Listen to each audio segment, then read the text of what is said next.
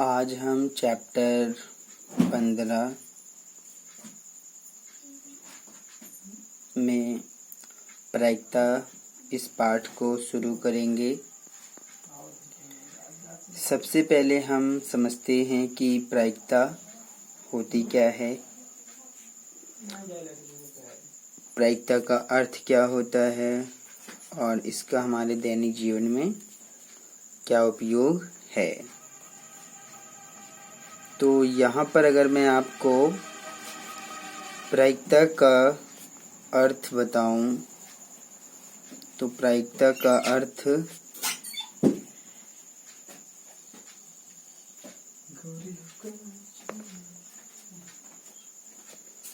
कई शब्दों में इसको हम समझ सकते हैं। प्रायिकता को दर्शाने के लिए हमारे आम बोलचाल की भाषा में बहुत सारे शब्द होते हैं। जैसे कि प्रायिकता का अर्थ होता है, आम बोलचाल की भाषा में हम इसको बोलते हैं संयोग भी कह सकते हैं, संयोग कह सकते हैं, या फिर आप इसको संभावना भी कह सकते हैं, संभावना।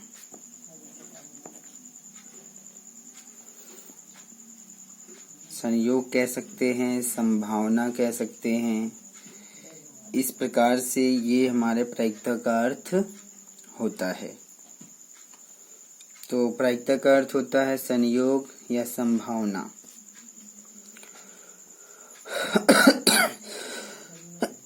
सॉरी, आदि मैं यहाँ पर लिख देता हूँ कि हमने यहाँ पर अगर संभावना और संयोग को समझ लिया तो यही जो है कॉन्सेप्ट प्रायिकता को परिभाषित करता है।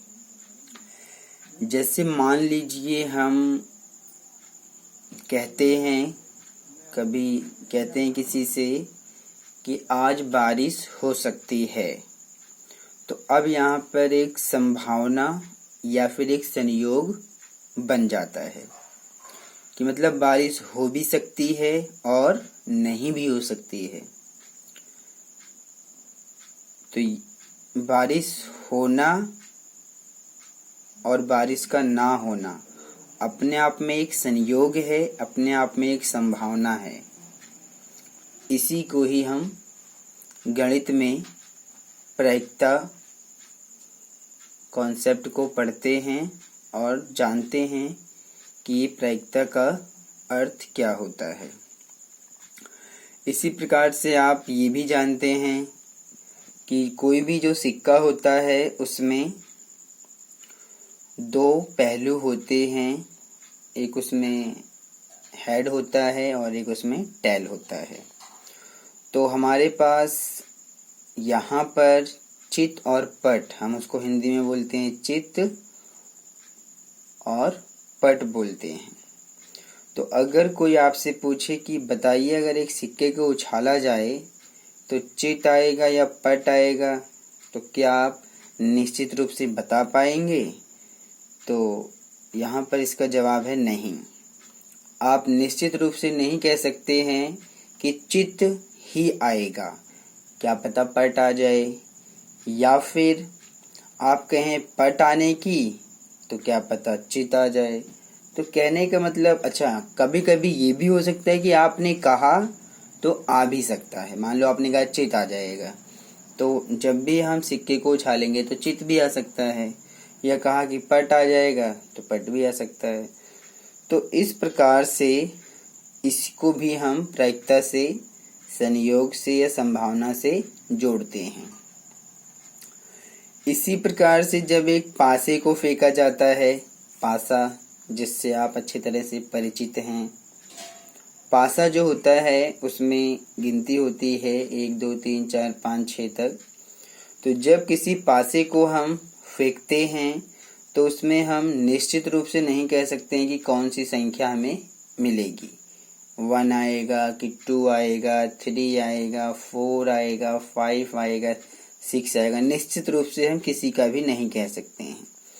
तो इस प्रकार की जो घटनाएं होती हैं उसी को ही हम गणित में एक चैप्टर है प्रायिकता या कॉन्सेप्ट है। इसमें हम पढ़ते हैं और समझते हैं कि प्रायिकता का मतलब होता क्या है। तो प्रायिकता का हमारे दैनिक जीवन में बहुत उपयोग है।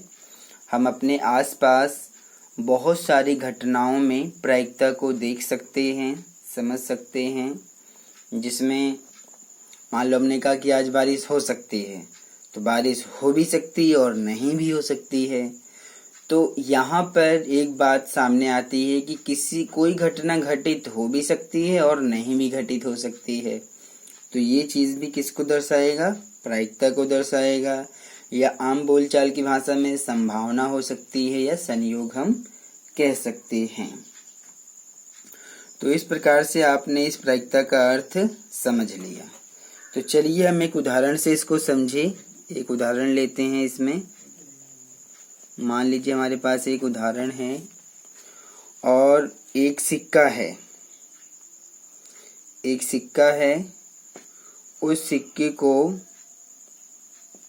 हम एक बार उछालते हैं, तो अब चित आएगा या पट आएगा, इसकी क्या प्रायिकता है? तो देखिए, सिक्के को उछालने से हमारे पास तो पहले देखिए कुल कितने संभावित परिणाम हैं। तो कुल कितने संभावित परिणाम हैं? तो कुल संभावित परिणाम 2 हैं। कौन कौन सा है? या तो चित आएगा या पट आएगा। तो मैं यहाँ पर हेड और टेल लिख रहा हूँ। एच का मतलब हेड और टी का मतलब टेल। 2 ही परिणाम है, दोनों में से कोई एक आएगा। अब अगर हम कहते हैं कि मुझे प्रायिकता बताओ, पी मतलब प्रोबेबिलिटी। प्रायिकता को हम इंग्लिश में बोलते हैं प्रोबेबिलिटी। मैं यहाँ पर लिख देता हूँ इंग्लिश में PROBABILI,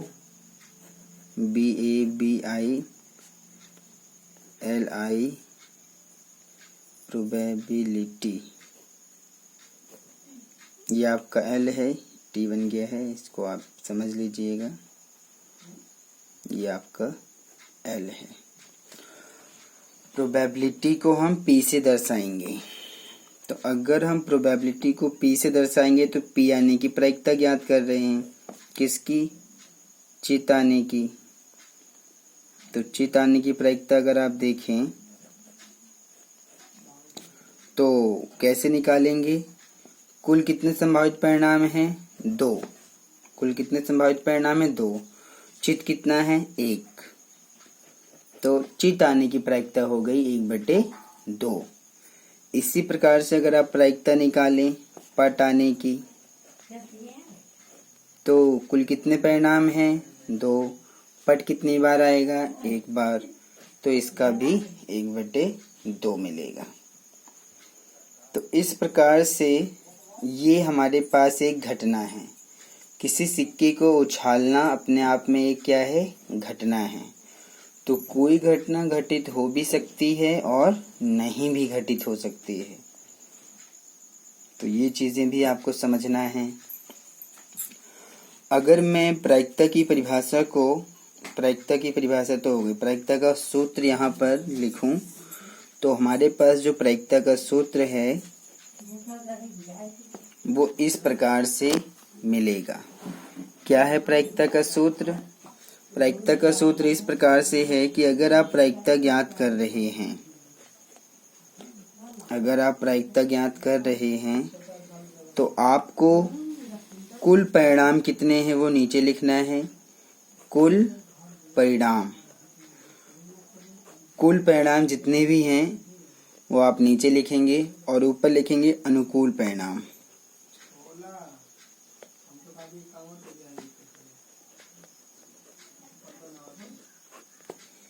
कुल परिणाम नीचे आएगा और अनुकूल परिणाम ऊपर लिखा जाएगा। ये बहुत ही इजी और आसान फॉर्मूला है आपके लिए। अगर मैं यहाँ पर प्रायिकता को P से दर्शाऊं, कुल परिणाम को M से दर्शा दूं या फिर कुल परिणाम को n से दर्शाऊं और अनुकूल परिणाम को m से दर्शाऊं, तो इसलिए हमारा प्रायिकता का क्या फॉर्मूला बन जाएगा, P बराबर m/n। n क्या है, n कुल परिणाम है, n क्या है, कुल परिणाम, और m क्या है, अनुकूल परिणाम। तो ये चीजें आपको जानना और समझना बहुत ही जरूरी है। चीजें बहुत आसान हैं, आप अच्छे से इनको समझ पाएंगे, बस आप अच्छे से इसको पढ़ते जाइए। तो इस प्रकार से आपने प्रायिकता का अर्थ देखा, प्रायिकता होती क्या है ये आपने समझा। प्रायिकता का सूत्र अगर हम देखें तो प्रायिकता का सूत्र होता है अनुकूल परिणाम बटे में कुल परिणाम। अगर हम कुल परिणाम को n मान लें और अनुकूल परिणाम को m मान लें तो प्रायिकता का फॉर्मूला बनेगा P बराबर m/n। तो इस प्रकार से ये भी आपके समझ में आ गया। तो अब यहाँ पर देखिए, कोई घटना अगर घटित होना निश्चित है, जैसे मान लीजिए हमारे आसपास में तो बहुत सारी घटनाएं प्रतिदिन घटती रहती हैं, तो कोई घटना घट भी सकती है और नहीं भी घट सकती है। तो यहाँ पर हमारे पास कुछ और बातें भी आती हैं, वो इस प्रकार से हैं कि अगर कोई घटना निश्चित रूप से घटे, कि मतलब उसको घटना ही है, उसको कोई रोक नहीं सकता है, तो उसकी प्रायिकता हमेशा कितनी होती है, 1 होती है, या उसको आप क्या बोलेंगे, 100% है उसकी प्रायिकता। तो इस प्रकार से एक निश्चित घटना जो होती है, इसको आप बोल सकते हैं एक निश्चित घटना। निश्चित घटना का मतलब क्या, एक ऐसी घटना जो घटित होना ही है, जो कभी रुक नहीं सकता है। एक निश्चित घटना बोलिए, या फिर आप इसको बोल सकते हैं अवश्य घटना। क्या बोल सकते हैं, अवश्य घटना भी कह सकते हैं। एक निश्चित घटना की जो प्रायिकता होती है, कि प्रायिकता कि मतलब वो घटना घटित होना ही है, तो उसकी प्रायिकता होती है 1, या फिर आप कह सकते हैं वो 100% घटित होना ही है। तो अगर हम इसका एक उदाहरण लें कि एक निश्चित घटना या आवश्यक घटना की प्रायिकता 1 है या 100% है, तो ऐसी कौन सी घटना है, तो चलिए इसका उदाहरण है सूर्य के पूर्व से उदय होने की प्रायिकता। देखिए, क्या आप मुझे बता सकते हैं कि क्या कोई ऐसा दिन है जिसमें सूर्य पूर्व से ना उदय हो? ऐसा असंभव है। सूर्य प्रतिदिन सुबह सुबह पूर्व से उदय होता है, ये एक निश्चित घटना है। तो इसलिए अगर आप इसमें इसके एग्जाम्पल में समझें तो आप लिखेंगे कि सूर्य के पूर्व से उदय होने की प्रायिकता कितना रहेगा, 1 है। क्यों?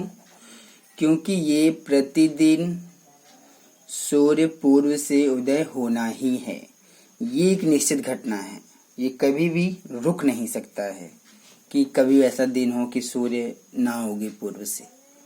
तो इसलिए निश्चित घटनाओं की प्रायिकता कितनी होती है, 1 होती है। यही बात यहाँ पर आपको समझना था।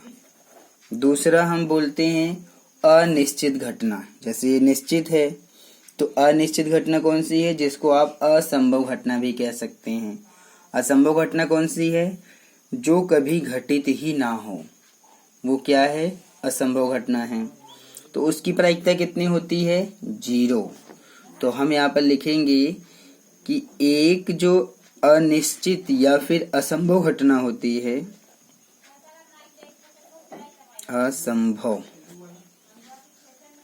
असंभव घटना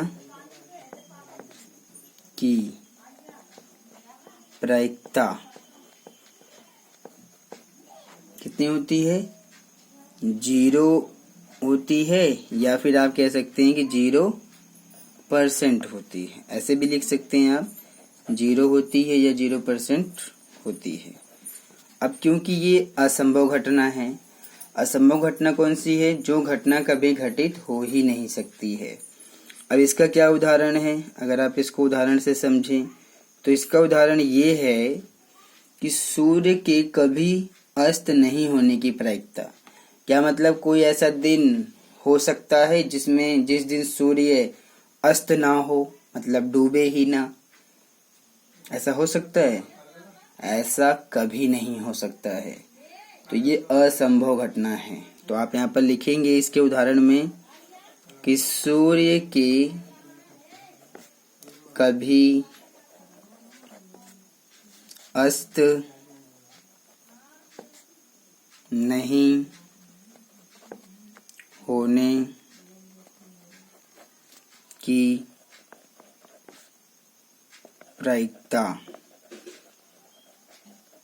क्या है, 0 है। क्योंकि ये असंभव घटना है, अनिश्चित घटना नहीं, असंभव बोलेंगे, अनिश्चित तो नहीं बोलेंगे, हम इसको बोलेंगे असंभव घटना है ये, जो कभी घटित ही ना हो, वो क्या है, असंभव घटना है। और उसकी वैल्यू हमेशा कितनी होती है, 0 होती है। तो इस प्रकार से आपको समझ आया कि जो प्रायिकता है, वो प्रायिकता का अर्थ समझ में आया आपको कि प्रायिकता का अर्थ होता क्या है।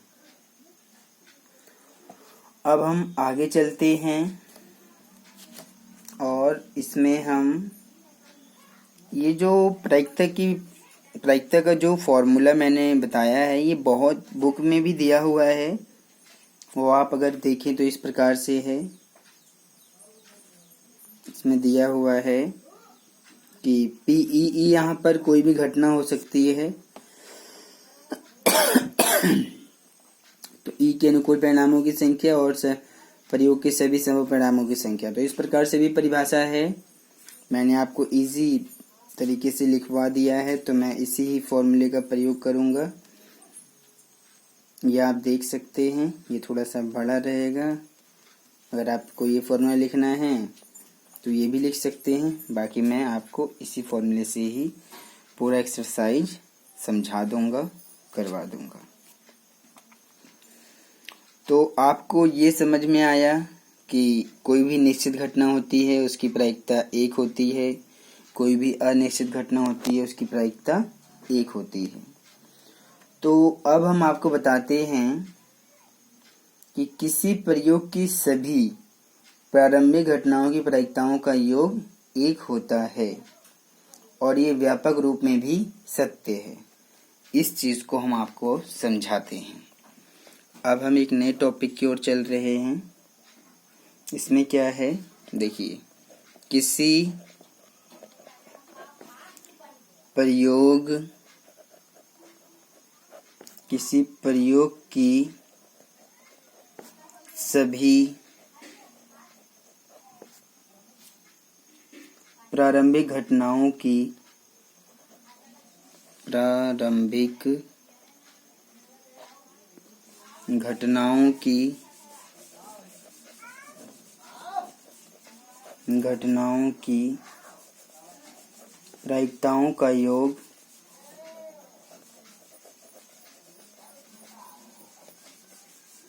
प्रायिकताओं का योग 1 होता है। 1 होता है और ये व्यापक रूप में भी सत्य है।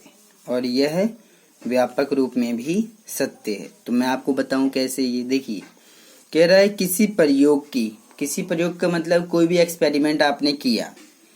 मान लीजिए आपने एक पासे को कई बार फेंका, आपने पासे को 2 बार फेंका या 3 बार फेंका या 4 बार फेंका या 5 बार फेंका या 10 बार फेंका या कितनी बार भी आपने फेंका, तो आपको जो भी प्रायिकताएं प्राप्त होंगी उन सभी प्रायिकताओं का योग कितना होता है? 1 होता है। तो पासा वाला एग्जाम्पल तो थोड़ा सा लंबा हो जाएगा क्योंकि उसमें 6 अंक होते हैं, उन सभी की प्रायिकताओं को निकालना पड़ेगा। मैं आपको ये सिक्के के उदाहरण से ही समझा देता हूँ कि मान लीजिए आपने एक सिक्के को आपने उछाला। तो अगर आप एक सिक्के को उछालेंगे तो आपको कुल कितने परिणाम मिलेंगे? तो कुल यहाँ पर जो संभावित परिणाम है वो कितने हैं? 2 हैं। या तो आपको हेड मिलेगा या टेल मिलेगा। तो अगर आप प्रायिकता निकालते हैं किसकी? आपने प्रायिकता निकाला चित आने की प्रायिकता अगर आप निकालें तो कुल परिणाम कितने हैं? 2। और चित कितनी बार आएगा? 1 बार, तो 1/2 आ गया। और अगर आप फिर से प्रायिकता निकालें पट आने की तो कुल परिणाम कितने हैं? 2। पट कितनी बार आएगा? 1 बार। तो सबसे पहले तो देखिए कि सिक्का, यहाँ पर हमने जो भी सिक्का उछाला ये एक प्रयोग है, ये मैंने एक एक्सपेरिमेंट किया है। क्या किया है? एक्सपेरिमेंट किया है, यानी कि प्रयोग किया है। और उसमें हमें चित और पट, ये चित क्या है? प्रोबेबिलिटी है, यानी कि प्रायिकता है। चित आने की प्रायिकता कितनी है? 1/2। पट आने की प्रायिकता कितनी है? 1/2। किसी एक ही प्रयोग का होना चाहिए, अलग अलग प्रयोग आप नहीं ले सकते हैं कि आप सोचे कि मैं इसी में ही सिक्के का प्रयोग भी ले लूं, फिर इसी में ही पासे का भी प्रयोग ले। अलग अलग प्रयोग नहीं लेना है। किसी एक ही प्रयोग में अगर आप सभी प्रायिकताओं का योग करेंगे तो आपको हमेशा 1 मिलेगा। चलिए जोड़ते हैं। तो अगर आप इन दोनों को जोड़ें, प्रायिकताओं का योग करिए। अगर आप प्रायिकताओं का योग करेंगे, प्रायिकताओं का योग अगर आप करेंगे तो आप 1/2 में जोड़ दीजिए दोनों को, तो ये मिल जाएगा। एलसीएम लेंगे 2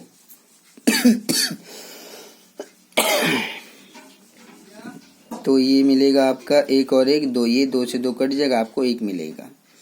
तो इसका मतलब आपने क्या देखा कि हमारे पास एक हमने एक्सपेरिमेंट किया, सिक्के को उछाला, तो चित आने की प्रायिकता 1/2 है, पट आने की प्रायिकता 1/2, और उन सभी को जब हमने जोड़ा तो हमें कितना मिला? 1 मिला। तो यही रूल, यही नियम सभी प्रयोग पर, सभी एक्सपेरिमेंट पर लागू होता है।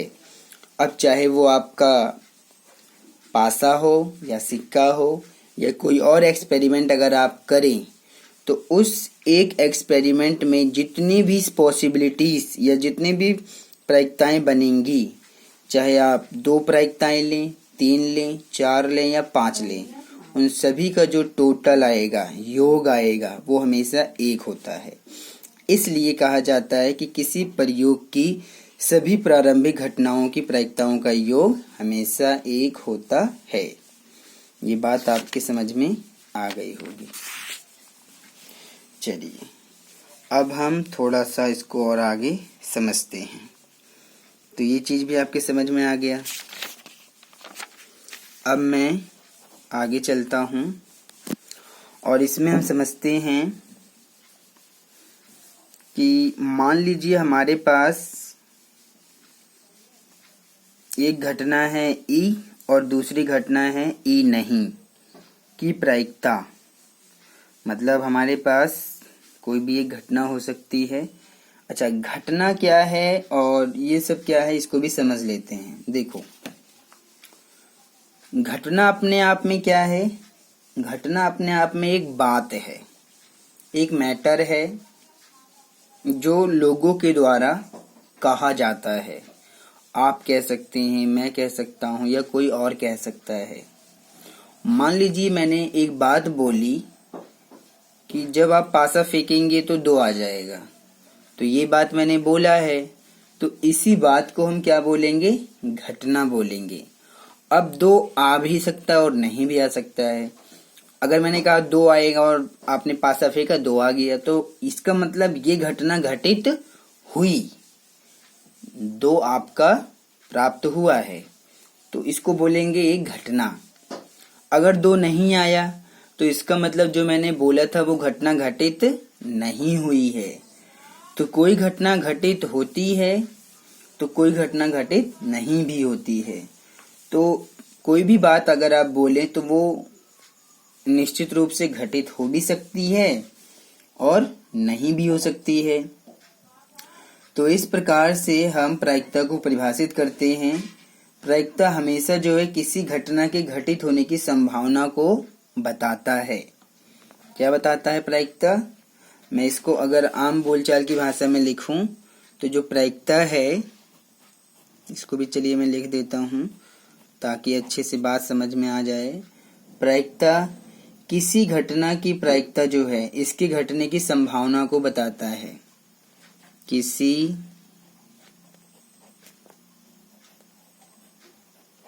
घटना की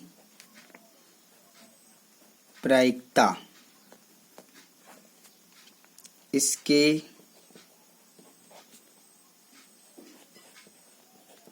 घटित होने की संभावना को बताता है।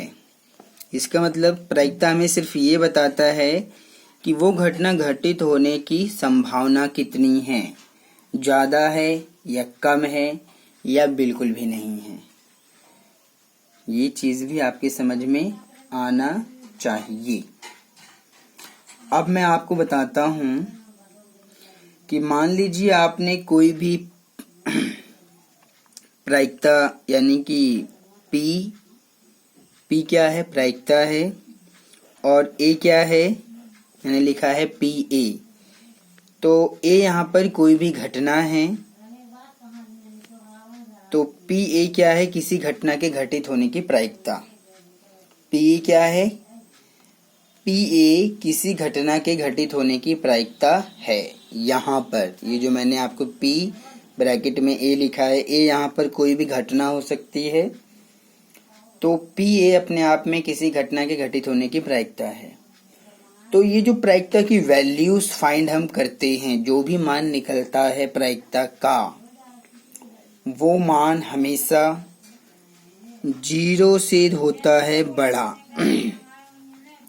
प्रायिकता का मान हमेशा किसी भी घटना के घटित होने की जो प्रायिकता है उसका मान हमेशा 0 से बड़ा होता है या 0 के बराबर होता है।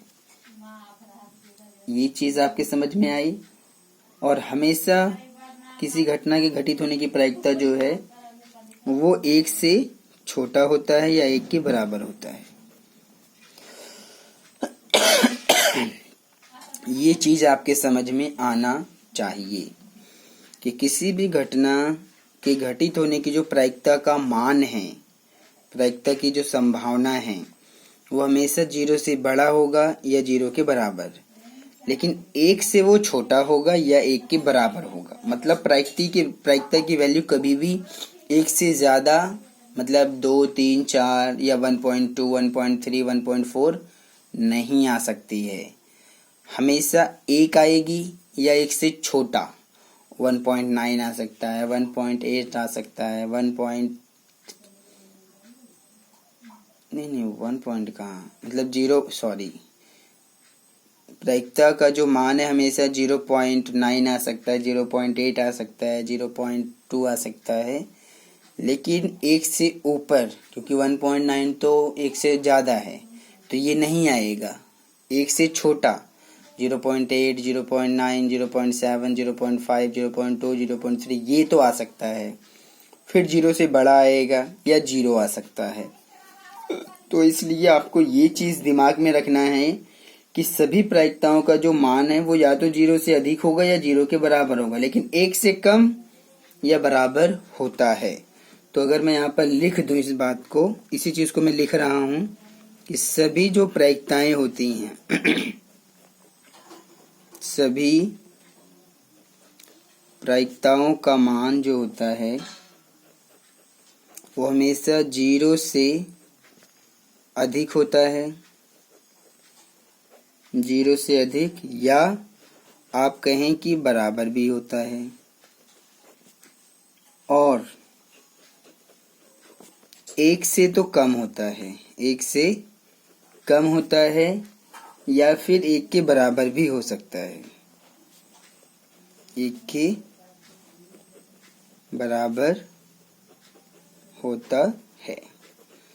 ये चीज भी आपको दिमाग में रखना है कि प्रायिकता का मान हमेशा 0 से बड़ा या 0 के बराबर होता है, लेकिन 1 से छोटा या 1 के बराबर होता है। 1.2 नहीं हो सकता है, 1.1 नहीं हो सकता है, 1.3 नहीं हो सकता है, क्योंकि ये सब वैल्यूज तो 1 से बड़ा है। हाँ, 0.1 हो सकता है, 0.2 हो सकता है, 0.9 हो सकता है, 0.998 हो सकता है, मतलब 1 से छोटी ही होनी चाहिए। तो ये चीज भी आपके समझ में आ गया होगा। अब हम आगे चलते हैं।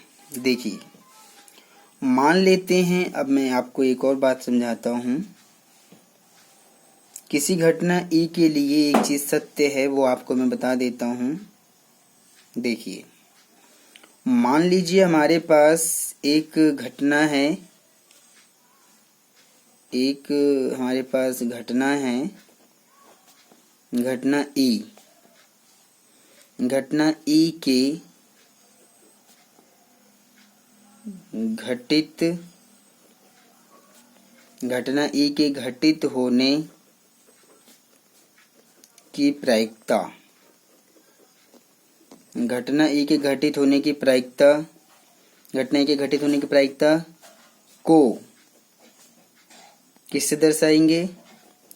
पीई से दर्शाते हैं। ध्यान दीजिए कि किसी घटना ई की घटित होने की जो प्रायिकता है वो पीई से दर्शाते हैं, और अगर ई घटना घटित ना हो तो उसको दर्शाएंगे कि घटना ई के ना घटित होने की प्रायिकता। तो और घटना ई के घटित ना होने की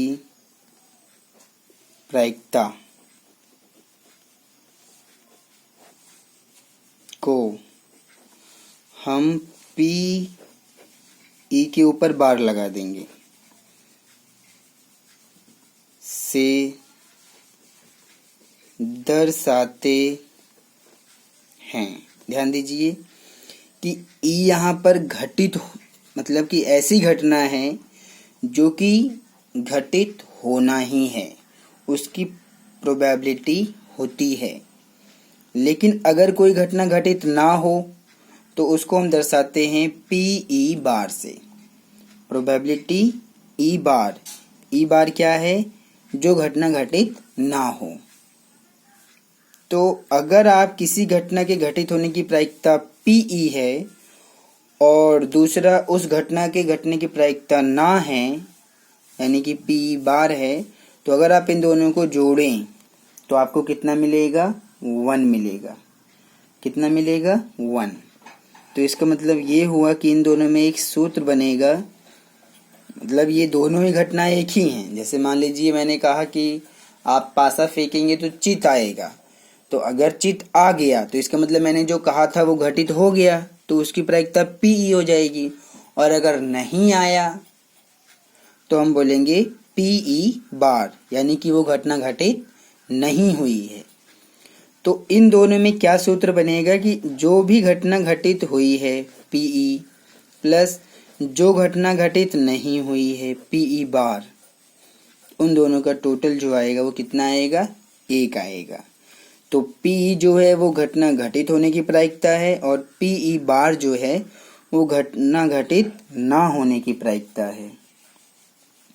तो इस प्रकार से अगर आप इसको ऐसे भी लिख दें, आप इसको अगर लिखना चाहें तो ऐसे भी लिख सकते हैं, या मैं लिख कर देता हूँ कि आप लिखिए कि पी तो इस ई की घटना घटित होने की प्रायिकता तो है, प्लस दूसरा जो है वो ई नहीं की प्रायिकता, ई नहीं की जो प्रायिकता है, इन दोनों का जो योग आएगा वो कितना आएगा, 1 आएगा। तो इस प्रकार से आप इसको देख सकते हैं। तो अगर आप यहाँ से इस फॉर्मूले से पी बार की वैल्यू निकालना चाहते हैं, किसकी, पी बार यानी कि जो घटना घटित नहीं हुई है, अगर उसकी प्रोबेबिलिटी आप निकालना चाहेंगे तो कैसे निकालेंगे, देखिए एक घटना जो घटित हुई है उसकी प्रोबेबिलिटी है पी प्लस वही घटना जो घटित नहीं हुई उसकी प्रायिकता है पी बार और दोनों का योग 1 है। ई बार यहाँ पर क्या है, जो घटना घटित ना हो। अगर मैं इस पी बार की वैल्यू निकालना चाहता हूँ तो 1 में से मैं ये जो पी है वो इधर माइनस में आ जाएगा, इसको अगर घटा दूं 1 में से, ये प्लस में माइनस में आ जाएगा। तो घटना ई नहीं की जो प्रायिकता है, अगर मैं इसको ऐसे लिखूं कि घटना प्रायिकता किसकी, ई नहीं की जो प्रायिकता है, या तो मैं ऐसे लिखूं कि पी बार, क्योंकि ई बार क्या है, वो घटना जो घटित नहीं होगी, तो उसको मैं लिखूंगा 1 माइनस पी। इस प्रकार से आप इसको समझ सकते हैं। ये अपने आप में एक फॉर्मूला है कि अगर कोई घटना घटित हुई है और वही घटना घटित नहीं हुई, मतलब मैंने कह दिया कि घटित होगी, तो अगर हो गई तो पी, नहीं होगी तो पी बार, तो दोनों का टोटल कितना आएगा, 1 आएगा। तो अगर मैं ई नहीं की जब निकालूंगा वैल्यू तो 1 में से मैं पी को माइनस कर दूंगा, तो जो घटना घटित नहीं होगी उसकी प्रायिकता निकल जाएगी। तो इस प्रकार से आपने इन सब बातों को समझ लिया है। तो इस प्रकार से आपको ये सभी बातें यहाँ पर जानना बहुत ज़रूरी हैं, जो कि हमें इस एक्सरसाइज को सॉल्व करने में हमारी मदद करेंगी। एक्सरसाइज तो बहुत आसानी से सॉल्व हो जाएगा। अभी मैं सिर्फ आपको बेसिक बातें बता रहा हूँ, जिससे आप इन चीज़ों को, प्रायिकता का जो कॉन्सेप्ट है इसको आप समझ सकें, इसलिए मैं आपको ये सारी बातें बता रहा हूँ। तो अब यहाँ पर अगर हम बात को देखें, असंभव घटना क्या होती है ये आपको पता लग गया है, संभव घटना क्या होती है ये भी आपको पता लग गया है, ठीक है। तो अगर मैं आपको बता भी दूं तो असंभव घटना कौन सी है, असंभव घटना हम उस घटना को बोलेंगे जिसका घटित होना असंभव है। असंभव घटना किसे बोलेंगे, एक ऐसी घटना जिसका घटित होना असंभव है, जिसकी प्रायिकता हमेशा 0 होती है, उसे आप क्या बोलेंगे, असंभव घटना बोलेंगे। अच्छा, और निश्चित घटना क्या हो जाएगी, मतलब अगर कोई घटना है और वो बिल्कुल घटित होना निश्चित है तो उसकी प्रायिकता कितनी होती है, 1 होती है। लेकिन ऐसी घटनाओं को हम बोलते हैं निश्चित या निर्धारित घटना, क्योंकि वो निश्चित रूप से घटना ही घटित होना ही है उसको। तो इस प्रकार से आपने इन शब्दों को भी समझ लिया। आपको मेरी बातें अच्छे से समझ में आ गई होंगी। अब मैं जो प्रायिकता की परिभाषा है या फिर इसका जो फॉर्मूला है जो बुक में दिया हुआ है, अगर मैं उसको लिखूं तो चलिए उसको भी लिख देता हूं। वैसे तो मैंने आपको प्रायिकता का जो सूत्र है वो मैंने बता दिया है, लेकिन मैं इसको भी बता दे रहा हूं कि प्रायिकता का जो सूत्र एनसीईआरटी बुक में दिया है वो इस प्रकार से है कि मान लीजिए हमारे पास पी कोई प्रायिकता निकाल रहे हैं और किसी घटना ई की प्रायिकता हम निकाल रहे हैं। तो इसको कैसे निकालेंगे आप? इसको निकालने के लिए आपके पास अभिप्रयोगों की जो कुल संख्या है वो आप नीचे लिखेंगे।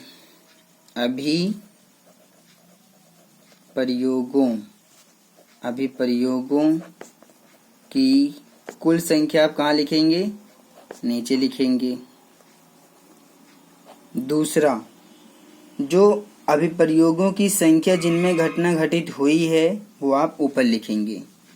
मैं यहाँ लिख देता हूँ, अभिप्रयोगों की संख्या, अभिप्रयोगों की संख्या जिनमें घटना घटित हुई है, जिनमें घटना घटित हुई है। तो ये आप अभिप्रयोगों की संख्या जिनमें घटना घटित हुई है वो आप ऊपर लिखेंगे और नीचे लिखेंगे अपने अभिप्रयोगों की कुल संख्या। और मैंने जो आपको फॉर्मूला बताया वो बहुत ही छोटा फॉर्मूला है, प्रायिकता बराबर अनुकूल परिणाम बटे में कुल परिणाम। इससे भी आपका काम हो जाएगा, बस आपको अच्छे से जानना है और चीज़ों को समझना है। तो मेरी ये सारी बातें आपकी समझ में आ गई होंगी। अब मैं जो है एक और वर्ड ले रहा हूँ जिसको हम बोलेंगे समप्रायिक। इस वर्ड को मैं समझाता हूँ आपको कि इस शब्द का मतलब क्या है। क्या है ये? समप्रायिक है ये, समप्रायिक। इस शब्द को और जानना आपके लिए जरूरी है कि समप्रायिक का मतलब क्या है। देखिए, सम का मतलब है, अगर हम वैसे बोलें तो बराबर, और प्रायिक का मतलब प्रायिकता है। तो अब समप्रायिक का क्या मतलब बनेगा? देखिए, मान लीजिए आपने कोई एक्सपेरिमेंट किया, आपने कोई प्रयोग किया। तो मान लीजिए कि आपने एक सिक्का उछाला। तो हम जानते हैं कि सिक्का जो उछालेंगे उसमें दो ही परिणाम हैं हमारे पास। कुल परिणाम कितने हैं? दो। या तो चित आएगा या पट आएगा, कोई तीसरा ऑप्शन है? नहीं है।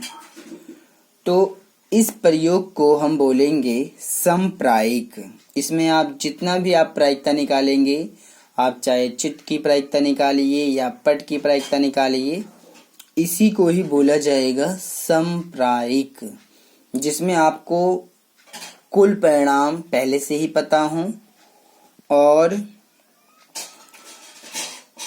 उसमें जो भी प्रायिकताएं हैं उसका भी आपको जानकारी होना चाहिए। तो उसे हम क्या बोलेंगे? समप्रायिक। चलिए एक और उदाहरण लेते हैं। मान लीजिए कि कोई भी बच्चा अगर वो जन्म लेता है, कोई भी बच्चा जो जन्म लेगा वो लड़का होगा या लड़की होगा, ये अपने आप में एक घटना है। कोई भी बच्चा जो जन्म लेगा वो लड़का भी हो सकता है और लड़की भी हो सकता है। ये अपने आप में एक घटना है, एक प्रायिकता है, एक संयोग है, एक संभावना है। तो आप मुझे बताइए कि क्या कोई तीसरा ऑप्शन भी है? तो इसका जवाब है नहीं। कोई भी बच्चा जो जन्म लेगा वो या तो लड़का होगा या लड़की होगा, लड़का भी हो सकता है, लड़की भी हो सकता है। तो ये प्रयोग, ये एक्सपेरिमेंट भी अपने आप में क्या है? समप्रायिक है। चलिए एक और उदाहरण लेते हैं। मान लीजिए आपने कोई क्वेश्चन को सॉल्व किया, एग्जाम में आपने कोई सवाल हल किया। अब वो सवाल सही भी हो सकता है या गलत हो सकता है। तो कुल कितने परिणाम हैं? दो परिणाम हैं। या तो वो सवाल सही होगा या गलत होगा। क्या कोई तीसरा ऑप्शन है? नहीं है। तो यहाँ पर भी सवाल सही है या गलत है, जो भी प्रायिकताएं बनेंगी, जो भी संभावनाएं बनेंगी, वो क्या है? समप्रायिक हैं। तो मुझे लगता है आप मेरी बात समझ गए होंगे कि समप्रायिक जो है वो क्या है। मतलब सिर्फ यही है समप्रायिक में कि आप बात को समझ पाएं कि कुल कितने परिणाम हैं और उसमें से कौन कौन सी घटनाएं घटित होती हैं। तो वही है समप्रायिक। और समप्रायिक कब नहीं होती हैं?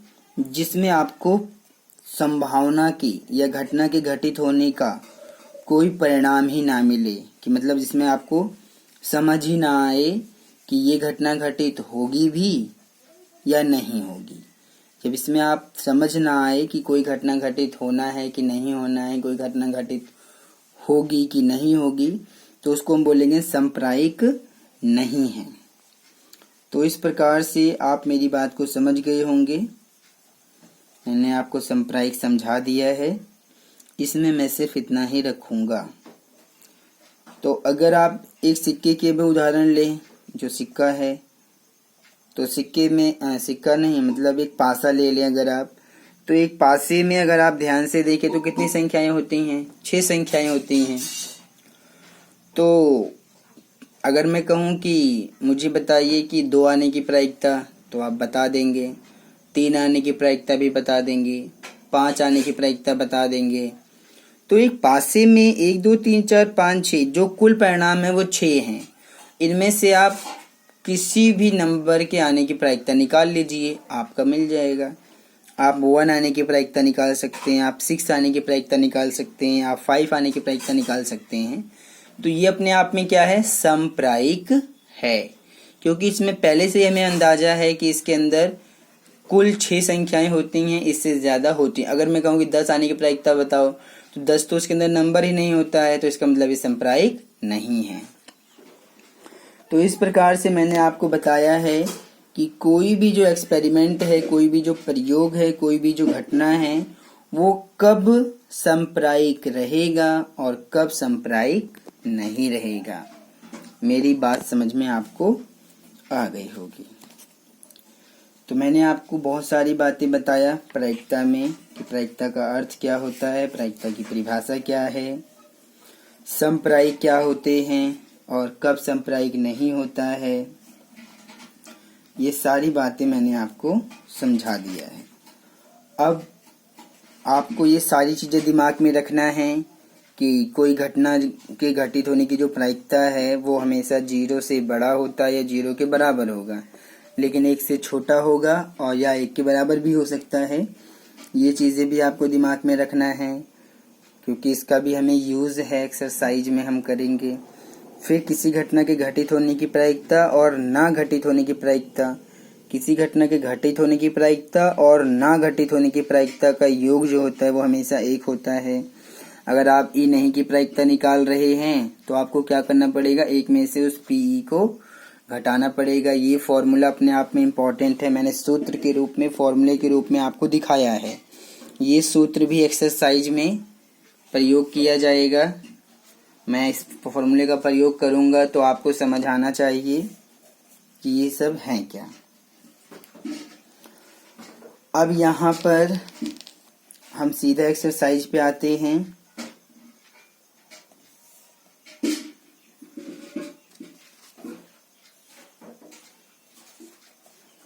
इस प्रकार से अगर हम एक्सरसाइज पे आए, संभव असंभव ये सब चीजें आपको समझ में आ गई हैं। कौन सी घटना संभव है, कौन सा निश्चित है, कौन सा अनिश्चित है, ये सारी बातें आपके समझ में आ गई होंगी। अब हम सीधा एक्सरसाइज ले रहे हैं। समप्रायिक को भी परिभाषित कर दें क्या? चलिए इसको भी कर देते हैं। समप्रायिक क्या है? समप्रायिक का मतलब किसी प्रयोग में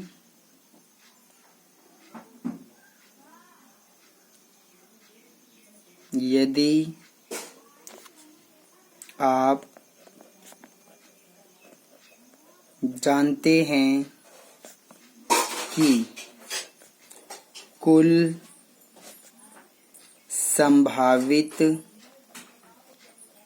संभावित परिणाम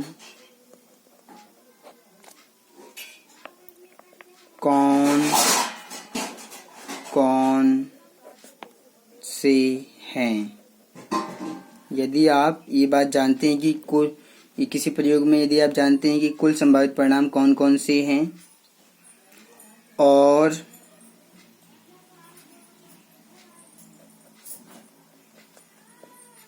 कौन सी घटना का घटित होना संभव है,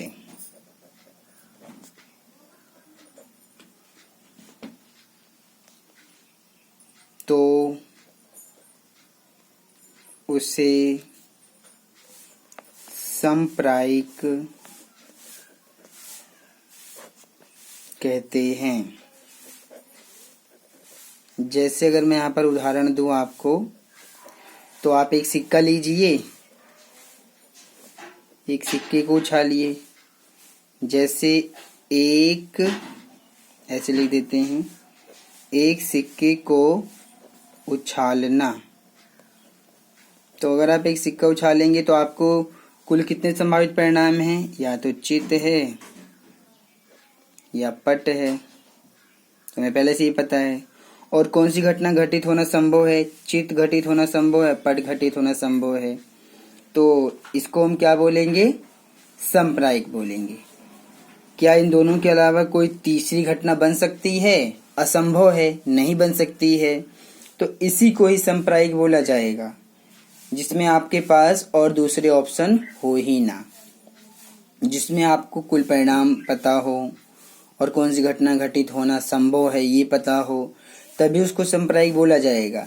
अगर आपको कुल संभावित परिणामों की जानकारी ही नहीं है, या फिर कौन सी घटना घटित होना है कि नहीं होना है, जब आपको इसकी जानकारी ना हो, इसके बारे में कुछ भी पता ना हो, तो हम बोलेंगे समप्रायिक नहीं है।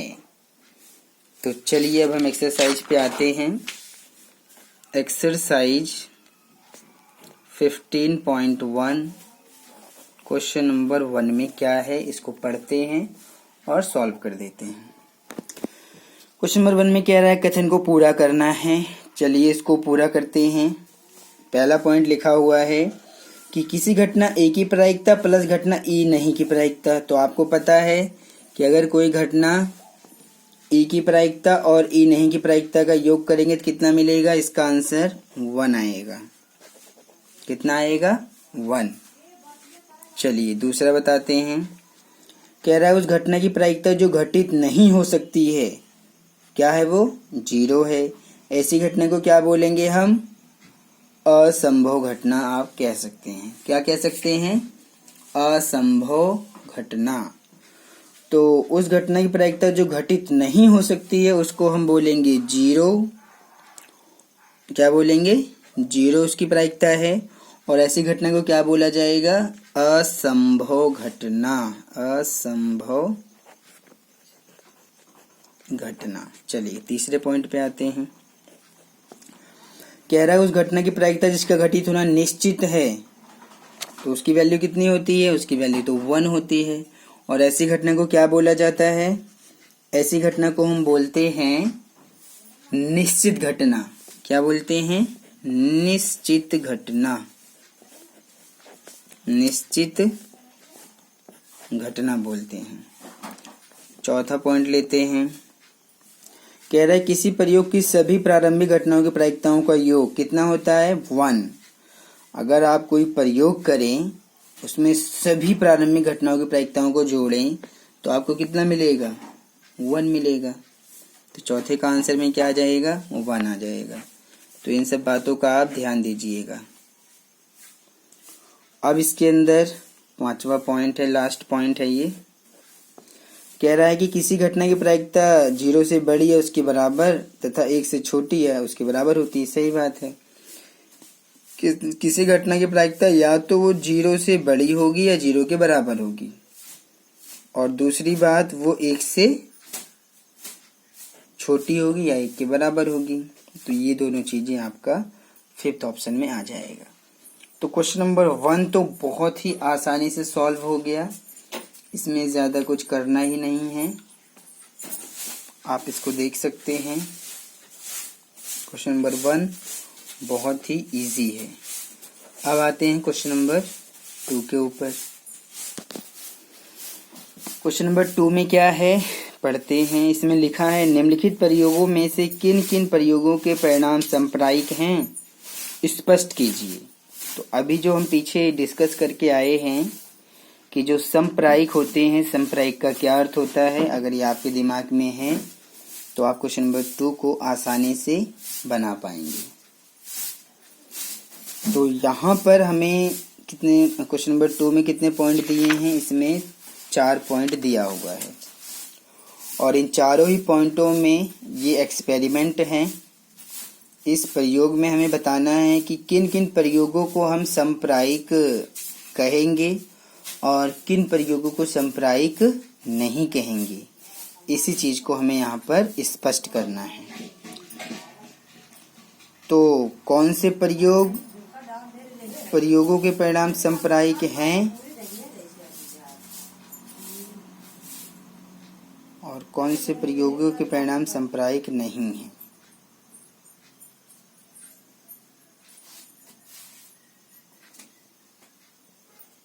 यहाँ पर हमें इन सब चीजों को बताना है। तो क्वेश्चन नंबर 2 में हमें फर्स्ट पॉइंट दिया हुआ है। फर्स्ट पॉइंट में क्या दिया है कि एक ड्राइवर है, वो कार चलाने का प्रयत्न करता है। कार चलना प्रारंभ हो जाती है या कार चलना प्रारंभ नहीं होती है। ये हमें यहाँ पर बताना है कि ये सांप्रायिक है या नहीं है। इस चीज को अब आप समझिए। अब आप मुझे बताइए कि यहाँ पर क्या बन सकता है। देखिए, ये एक ड्राइवर है और वो कार चलाने का क्या कर रहा है, प्रयत्न कर रहा है। अब वो प्रयत्न कर रहा है तो उसको कार चलाना आता है कि नहीं आता है, इसके बारे में तो हमारे पास कोई परिणाम नहीं है। हम नहीं जानते हैं कि उसको कार चलाना आता है कि नहीं आता है। या हो सकता है कि वो कार, अब दूसरा कह रहा है कार चलना प्रारंभ हो जाती है या कार चलना प्रारंभ नहीं होती है। तो यहाँ पर वो कार चल भी सकती है और नहीं भी चल सकती है। तो यहाँ पर हमारे पास जो कुल परिणाम है, जो संभावित परिणाम है, इसकी हमें जानकारी नहीं मिल पा रही है कि एक ड्राइवर जो कार चलाने का प्रयत्न कर रहा है, अब उससे कार चलती है या नहीं चलती है, हम इसे उचित नहीं मान सकते हैं। हम जो है इसमें निश्चित रूप से कुछ नहीं कह सकते हैं। हमारे पास कोई भी परिणाम जो है, यानी कि जो संभावित परिणाम है, वो हम नहीं पता कर पा रहे हैं। हम नहीं समझ पा रहे हैं कि वो क्या होने वाला है। तो इसलिए यहाँ पर जो घटना के घटित होने की संभावना है वो समान होगा। तो इसलिए इसको आप बोलेंगे कि सांप्रायिक नहीं है। क्या बोलेंगे, पहले को क्या बोलेंगे आप, सांप्रायिक नहीं है। तो पहले में आप लिख दीजिए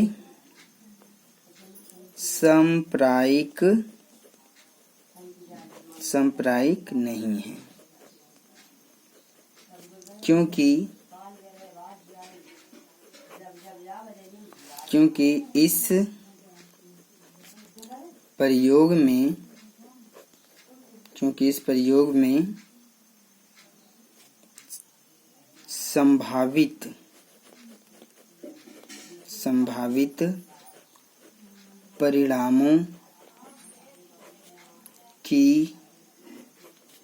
क्योंकि इस प्रयोग में संभावित परिणामों की सही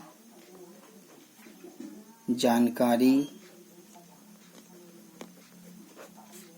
नहीं मिल पा रही है।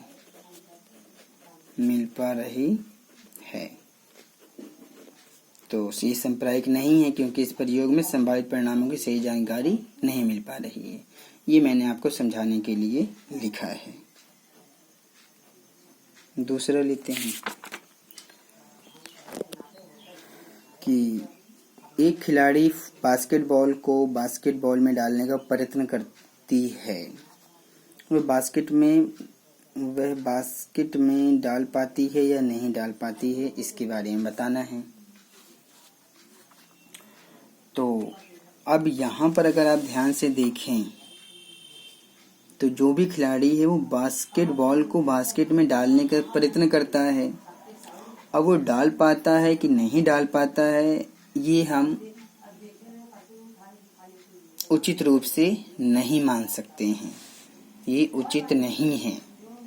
ये हमारे लिए कह पाना बहुत ही मुश्किल है कि अब वो बास्केटबॉल को बास्केट में डाल पाएगा कि नहीं डाल पाएगा। तो यहाँ पर भी हमारे पास जो संभावित परिणाम है उसकी जानकारी हमें नहीं मिल पा रही है, तो इसमें भी हम लिख देंगे सांप्रायिक नहीं है। सांप्रायिक नहीं है क्योंकि इस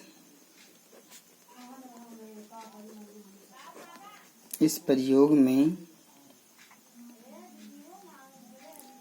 खिलाड़ी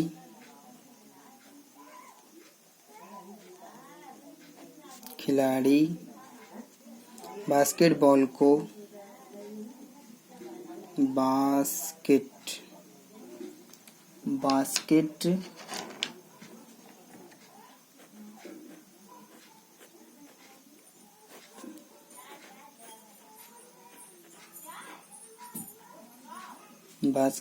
को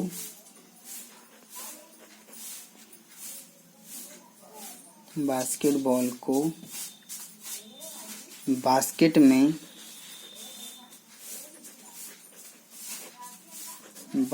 में ये पेन भी नहीं चल रहा है।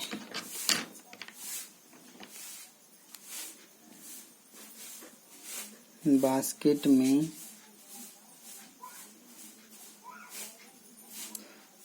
डाल पाता है, ये भी नहीं चल रहा है। बास्केट में, इसको मैं पूरा स्पष्ट कर देता हूँ, ब्लैक पेन है ये, लेकिन कोई बात नहीं है। बास्केटबॉल को बास्केट में डाल पाता है या नहीं, कोई संभावित जानकारी नहीं मिल पा रही है। कोई संभावित परिणाम की सही जानकारी नहीं मिल पा रही है, इसलिए ये भी क्या हो जाएगा, सांप्रायिक नहीं है। चलिए फोर्थ पॉइंट लेते हैं। अब फोर्थ पॉइंट में क्या कह रहा है, कह रहा है एक सत्य असत्य प्रश्न का अनुमान लगाया जाता है, उत्तर सही है या गलत होगा, इसका क्या है, हाँ ये सांप्रायिक है। बताइए आप क्यों है, इसको आप बोलेंगे सांप्रायिक है क्योंकि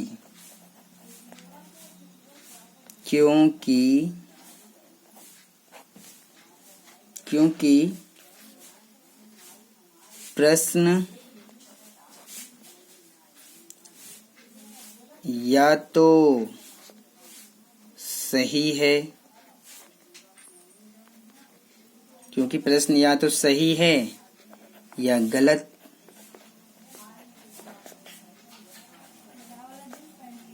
क्योंकि प्रश्न या तो सही है या गलत है। हमारे पास दो संभावित परिणाम है। कोई तीसरा परिणाम हो सकता है सही और गलत के अलावा, नहीं हो सकता है। सांप्रायिक है क्योंकि प्रश्न या तो सही है या गलत है, दो संभावित परिणाम हैं, इसलिए ये सांप्रायिक है, क्योंकि तीसरा और ऑप्शन हो ही नहीं सकता है। तो ये चीज भी आपके समझ में आ गया होगा। पांचवा पॉइंट है कि एक बच्चे का जन्म होता है, वह लड़का है या लड़की है, तो ये भी सही है, सांप्रायिक है ये, क्योंकि इसमें हमारे पास कोई तीसरा ऑप्शन है ही नहीं। तो ये भी आप लिखेंगे सांप्रायिक, सांप्रायिक है। क्यों है? क्योंकि बच्चे का जन्म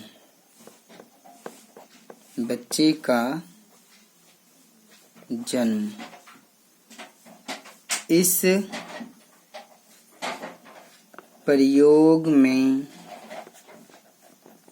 प्रयोग में या तो बच्चा लड़का होगा या लड़की।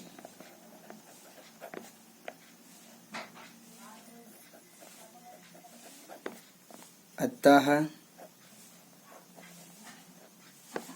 कुल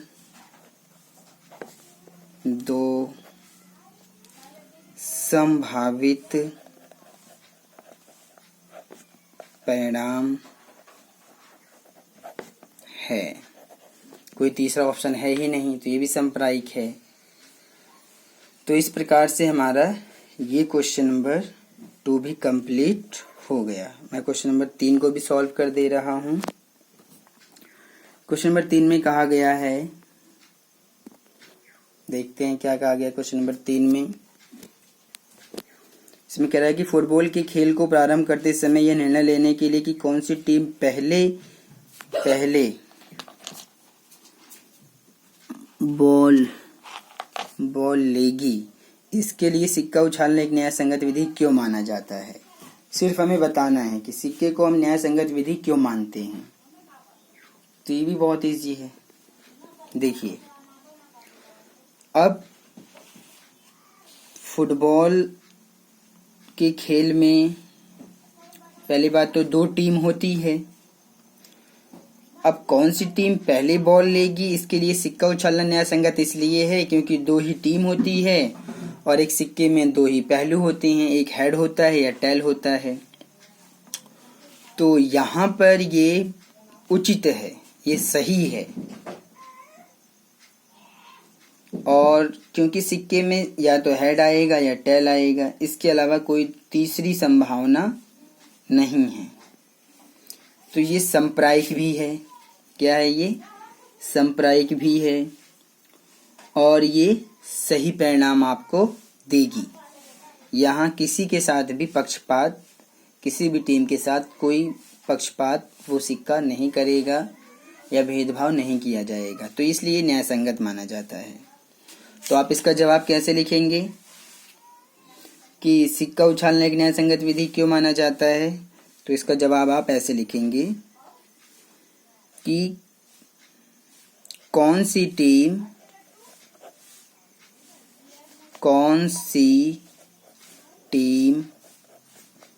पहले बॉल लेगी, कौन सी टीम पहले बॉल लेगी,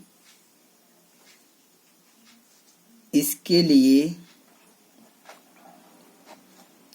लिए एक सिक्का उछालना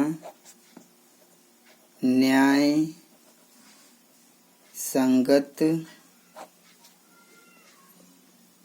होता है, क्योंकि एक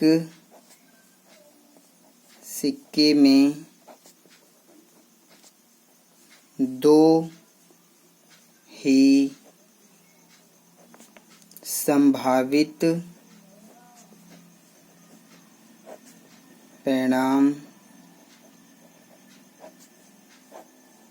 होते हैं।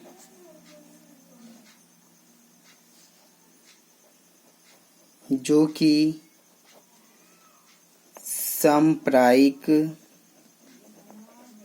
समप्रायिक भी हैं।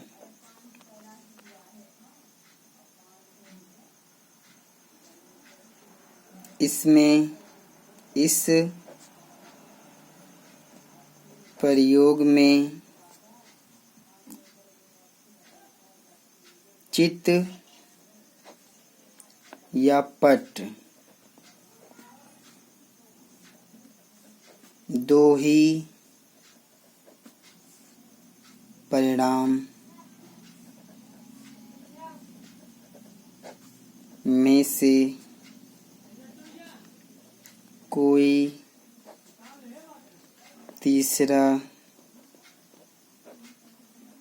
परिणाम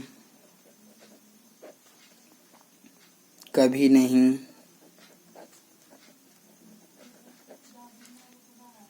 घटित हो सकता,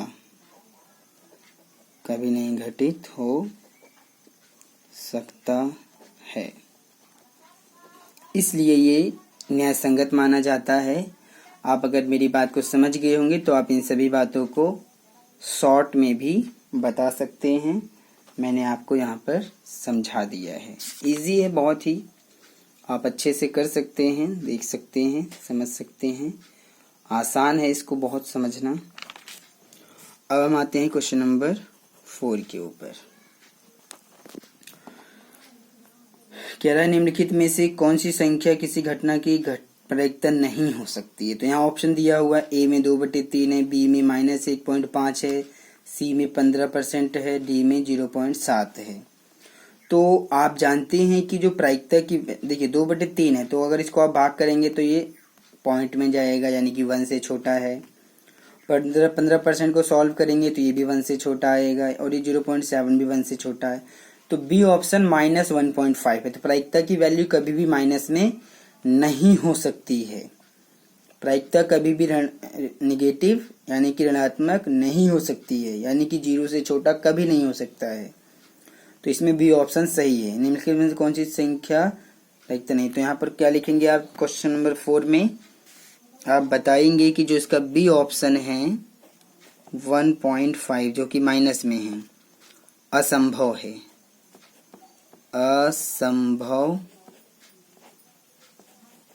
असंभव है ये, असंभव है ये, यानी कि ये किसी घटना की प्रायिकता नहीं हो सकती है। या आप लिख सकते हैं कि यह है किसी घटना की प्रायिकता नहीं हो सकती है। तो ये हमारा क्वेश्चन नंबर 5 भी कंप्लीट हो गया। अब आते हैं क्वेश्चन नंबर 4 कंप्लीट हो गया। क्वेश्चन नंबर 5 पे आते हैं। देखते हैं क्वेश्चन नंबर 5 में क्या कह रहा है। कह रहा है यदि पीई की जो प्रायिकता है, मतलब ई घटना की प्रायिकता है 0.05 कह रहा है, तो ई नहीं की प्रायिकता क्या है। तो इसके लिए फॉर्मूला प्रयोग कीजिए। मैंने आपको सिखाया था कौन सा फॉर्मूला है इसके लिए। हमें दिया है प्रायिकता ई की, कितने दिया है 0.05 दिया हुआ है। कह रहा है कि आप प्रायिकता निकालिए किसकी, ई नहीं की प्रायिकता निकालना है। तो हम जानते